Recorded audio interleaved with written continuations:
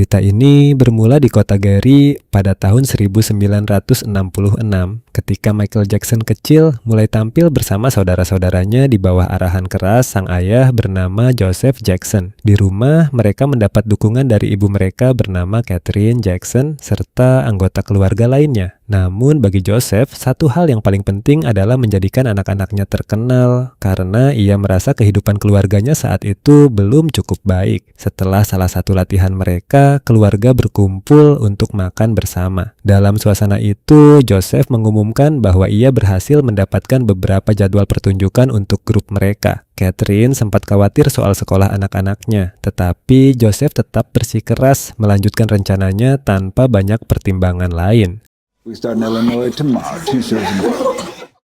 Hari demi hari, grup tersebut mulai tampil lebih sering di berbagai tempat. Michael yang menjadi vokalis utama segera mencuri perhatian berkat suaranya yang khas dan karismanya di atas panggung. Namun, di balik kesuksesan awal itu, latihan keras terus berlangsung di rumah. Saat anggota lain mulai kelelahan, Joseph tetap memaksa mereka berlatih lebih lama. Ketika Michael mencoba meminta waktu istirahat, Joseph marah besar dan menghukumnya di depan keluarga, sementara Catherine hanya bisa menyaksikan tanpa mampu menghentikannya. Sesudah kejadian itu, Michael kembali ke kamarnya dengan perasaan sedih. Sang ibu kemudian mencoba menenangkan dan menghiburnya. Malam itu, Michael terlihat tenggelam dalam cerita favoritnya, seolah membayangkan dirinya bisa menjadi sosok pahlawan yang bebas dari tekanan hidupnya. Perjalanan mereka terus berlanjut. Grup itu berpindah dari satu kota ke kota lain, tampil tanpa henti sambil terus menyempurnakan kemampuan mereka. Pada tahun 1968 di Chicago, mereka mengikuti sebuah kompetisi bakat dengan Michael tetap menjadi pusat perhatian utama. Dalam salah satu kesempatan penting tersebut, mereka menarik perhatian Suzanne DePass, perwakilan dari Motown, yang kemudian memberikan kontaknya kepada Joseph dan memberi sinyal bahwa peluang besar mungkin sedang menunggu mereka. Setahun kemudian, kesempatan itu akhirnya datang. Pada tahun 1969, grup tersebut pergi ke Motown dan bertemu dengan Berry Gordy. Saat sesi rekaman berlangsung, Berry memperhatikan Michael yang terus bergerak ketika bernyanyi dan memintanya untuk lebih tenang. Meski berusaha mengikuti arahan itu, energi alami Michael tetap terpancar kuat selama penampilannya. Setelah selesai, Berry tampak sangat kagum dengan bakat luar biasa yang dimiliki anak muda itu. Ia bahkan mengatakan belum pernah melihat performer seperti Michael sebelumnya, sebelum pembicaraan mereka dipotong oleh Joseph. Sejak saat itu, grup yang kemudian dikenal sebagai Jackson 5 mulai meraih popularitas besar lewat lagu-lagu hits seperti I Want You Back dan ABC. Nama mereka semakin dikenal luas, dan Michael perlahan menjadi pusat perhatian publik. Bahkan demi membangun citra yang lebih menarik di industri hiburan, usia Michael sempat diubah secara publik oleh Berry dari 10 tahun menjadi 8 tahun.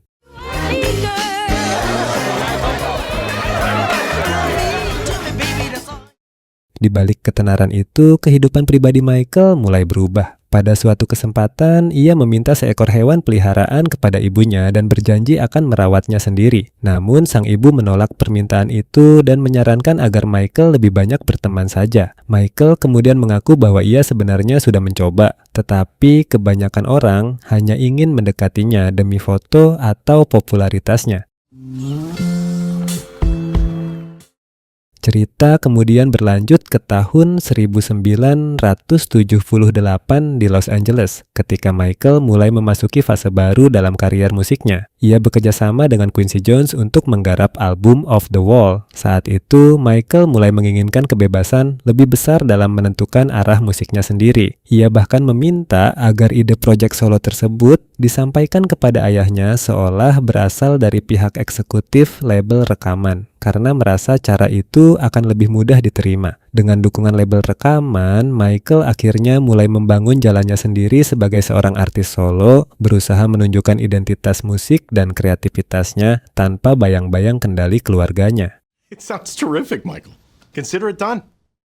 Pihak eksekutif kemudian menjalankan rencana Michael dengan hati-hati, menyampaikan ide proyek tersebut kepada ayahnya seolah berasal dari perusahaan rekaman agar situasinya tetap terkendali. course, gentlemen. Whatever's good for Michael is great for me. Tidak lama setelah itu, Michael masuk studio bersama Quincy Jones untuk merekam Don't Stop Till You Get Enough yang kemudian meledak di pasaran dan semakin mengukuhkan karier solonya sebagai bintang besar. Pada masa itu, popularitas Michael Jackson meningkat luar biasa. Dimanapun ia muncul, kerumunan penggemar selalu mengelilinginya. Namun, di balik sorotan media, Michael sering meluangkan waktunya mengunjungi anak-anak yang sedang sakit, mencoba membawa kebahagiaan lewat kehadirannya. Di periode yang sama, Michael juga menyelamatkan seekor simpanse bernama Bubbles dari tempat yang diduga terlibat dalam eksperimen ilegal terhadap hewan. Seiring waktu, hubungan mereka menjadi sangat dekat. Michael bahkan memperkenalkan Bubbles pada dunia pribadinya, mulai dari musik favorit hingga buku cerita yang ia sukai sejak kecil. Namun, di balik kehidupan glamornya, Michael mulai merasa tidak nyaman dengan perubahan pada penampilannya akibat kondisi vitiligo yang memengaruhi warna kulitnya. Tekanan besar dari publik membuatnya merasa harus selalu tampil sempurna. Karena itu, ia memutuskan menjalani operasi hidung atau rinoplasti demi memperbaiki bentuk wajahnya menurut standar yang ia inginkan. Setelah operasi selesai, Michael pulang secara diam-diam agar tidak menarik perhatian. Tetapi saat memasuki rumah, ayahnya langsung menyadari perubahan pada wajahnya. Ketika ditanya, Michael mencoba meremehkan situasi dengan mengatakan bahwa prosedur itu hanya untuk masalah sinus. Joseph tampak terkejut dan tidak tahu bagaimana harus merespon perubahan tersebut. Sementara itu, saudara perempuannya, LaToya Jackson, justru memberikan reaksi positif. Ia bahkan bercanda bahwa dirinya juga ingin mencoba operasi serupa karena terkesan dengan hasilnya. Di sela percakapan mereka, keluarga membaca surat dan pesan dari para penggemar memperlihatkan betapa besarnya pengaruh Michael di seluruh dunia. Tak lama kemudian, Michael dipanggil kembali oleh ayahnya. Joseph masih ingin mempertahankan kendali penuh atas karier anak-anaknya dan merasa bahwa seluruh kesuksesan keluarga berasal dari usahanya sendiri. Ketika Michael menolak rencana tur keluarga berikutnya, Joseph mencoba menekan emosinya agar berubah pikiran. Namun kali ini, Michael memilih bertahan pada pendiriannya. Ia meninggalkan percakapan itu lalu pergi bersama pengawal kepercayaannya, Bill Bray. Sementara di luar rumah, para penggemar sudah menunggu.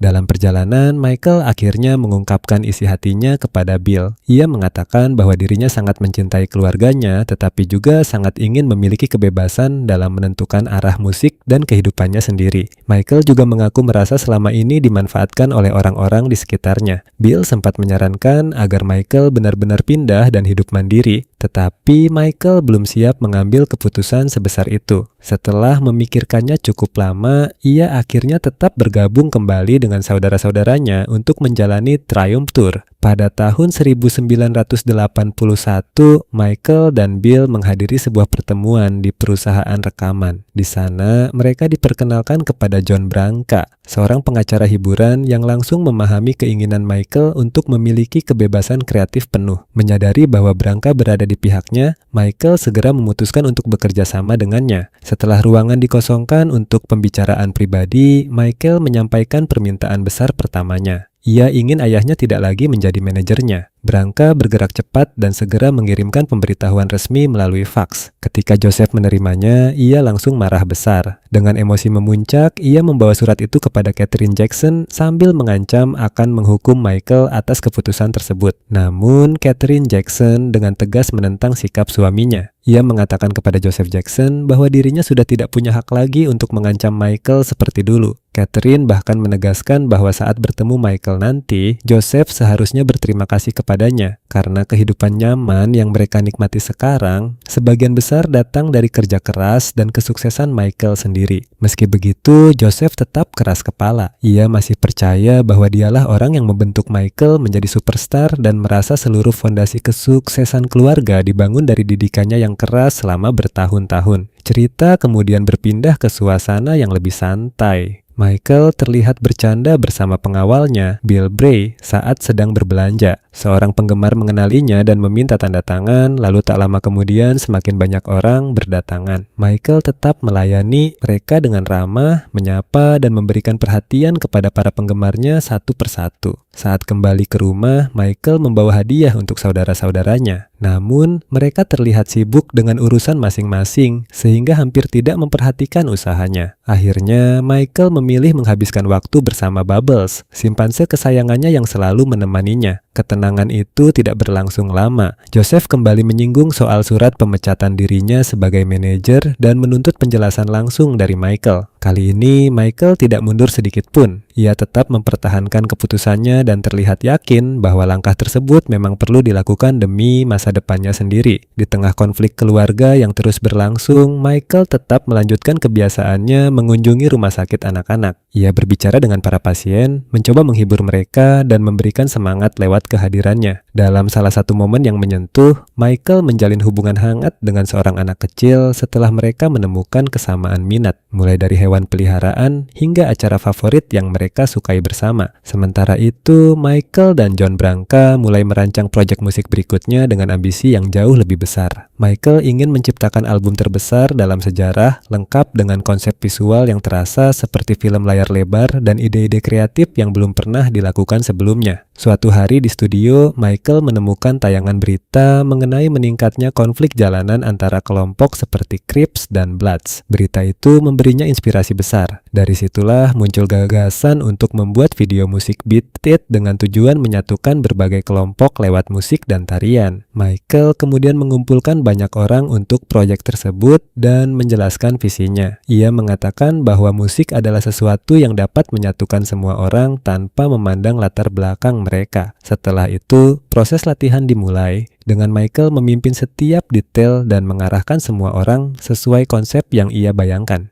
See? It's in unison, Seiring perkembangan proyek itu, albumnya juga mulai dipenuhi lagu-lagu ikonik seperti Billie Jean dan Wanna Be Startin' Somethin'. Pada awalnya, Michael dan tim produksinya kesulitan menentukan judul album tersebut. Namun, akhirnya mereka memilih nama Thriller, terinspirasi dari kecintaan Michael terhadap film horor dan sosok Vincent Price. Michael lalu mulai mengembangkan video musik untuk lagu utama album itu, yang kemudian berubah menjadi fenomena budaya dunia. Tak lama sesudahnya, Michael dan Branca bertemu dengan Walter Yatnikov untuk memperjuangkan agar video Billie Jean dapat ditayangkan di MTV. Walter mengakui bahwa hal tersebut tidak mudah karena saat itu stasiun tersebut jarang menampilkan artis kulit hitam. Namun Michael menolak menerima perlakuan itu. Ia menegaskan bahwa musiknya dibuat untuk semua orang, baik penonton kulit hitam maupun kulit putih, dan pantas mendapatkan kesempatan yang sama. Akhirnya Walter mengambil langkah berani dengan mengancam akan menarik artis-artis besar seperti Bruce Springsteen, Billy Joel, dan Cyndi Lauper dari MTV jika mereka terus menolak video Michael. Strategi itu berhasil. Tidak lama kemudian, video Billie Jean mulai diputar dan popularitas Michael langsung melonjak lebih besar dari sebelumnya, memecahkan berbagai rekor penjualan dan penayangan. Saat perayaan kesuksesan album Thriller yang kini menjadi album terlaris sepanjang masa, Michael kembali bertemu dengan banyak sosok penting dalam hidupnya, termasuk Suzanne DePass dan Berry Gordy. Keluarganya juga hadir, termasuk Catherine serta saudara-saudaranya. Di sisi lain, Joseph datang dalam keadaan mabuk dan tetap berusaha mencampuri urusan keluarga maupun karier Michael. Pada acara itu, Joseph bertemu dengan Don King dan mulai membicarakan ide tur keluarga baru yang kembali menjadikan Michael sebagai pusat perhatian utama. Dengan memainkan perasaan keluarga dan rasa tanggung jawab Michael, Joseph akhirnya berhasil membuatnya setuju untuk ikut demi tidak mengecewakan orang-orang terdekatnya. Di tengah persiapan besar untuk tur berikutnya, Michael Jackson kembali bekerja bersama saudara-saudaranya dalam proses syuting iklan untuk Pepsi. Namun, suasana berubah menjadi kacau ketika efek kembang api di lokasi syuting mengalami kesalahan teknis dan menyambar rambut Michael hingga terbakar. Insiden itu langsung membuat seluruh kru panik dan Michael segera dilarikan ke rumah sakit untuk mendapatkan perawatan darurat. Di rumah sakit, para dokter berhasil menstabilkan kondisinya, tetapi mereka memastikan bahwa Michael mengalami luka bakar serius yang meninggalkan kerusakan permanen pada kulit kepalanya. Anehnya, reaksi pertama Joseph Jackson bukan tentang kondisi putranya, melainkan apakah Michael bisa pulih tepat waktu untuk kembali tampil di atas panggung. Sikap itu membuat para dokter terkejut dan tidak percaya. Ketika Michael mulai memahami dampak dari cedera tersebut, dokter menjelaskan bahwa ia kemungkinan harus menjalani prosedur tambahan atau bahkan memakai wig untuk menutupi kerusakan pada kepalanya. Mendengar hal itu, Michael terlihat sangat terpukul. Pada awalnya ia bahkan menolak obat penghilang rasa sakit, seolah kesulitan menerima semua yang terjadi pada dirinya. Dengan dukungan dari Catherine Jackson dan John Branca, Michael perlahan mulai bangkit. Bahkan ketika masih dirawat, ia tetap berusaha menghibur pasien lain di rumah sakit, berbicara dengan mereka dan memberikan semangat. Dalam salah satu percakapan dengan Branca, Michael juga mengatakan bahwa sebagian uang yang ia hasilkan dari pertunjukan ingin ia gunakan untuk membantu orang-orang yang sedang menjalani perawatan di rumah sakit. Sementara itu di rumah, Joseph terus menekan Catherine mengenai jadwal tur yang akan datang. Ia khawatir berbagai kontrak sponsor bisa gagal jika Michael tidak segera kembali bekerja. Namun Catherine tidak lagi tunduk pada tekanan itu. Ia menegaskan bahwa Michael kini sedang menentukan jalannya sendiri dan harus diberi kebebasan untuk mengambil keputusan atas hidupnya. Di sisi lain, Michael membuka isi hatinya kepada Bill Bray. Ia merasa bahwa dirinya memiliki tujuan yang lebih besar dalam hidup.